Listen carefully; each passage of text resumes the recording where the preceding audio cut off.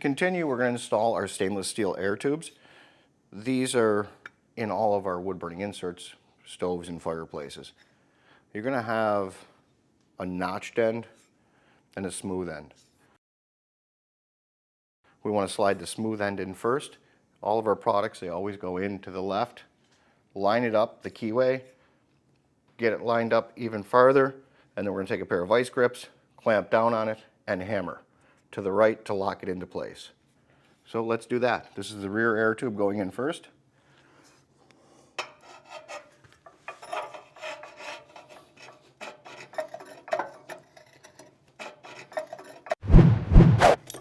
Pair of vice grips. Lock onto the air tube. Don't be afraid to clamp down on them. There's not been a person yet that's been able to actually squish the air tube, and no, that's not a challenge. And hammer to the right until it stops.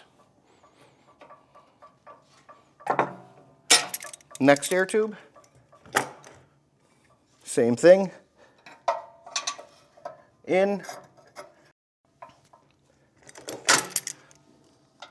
lock it down,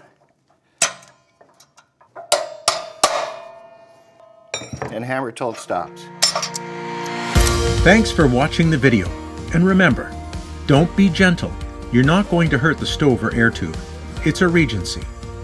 A properly installed air tube has some lateral movement.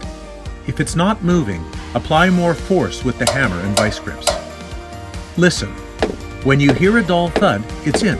If you don't, hammer harder.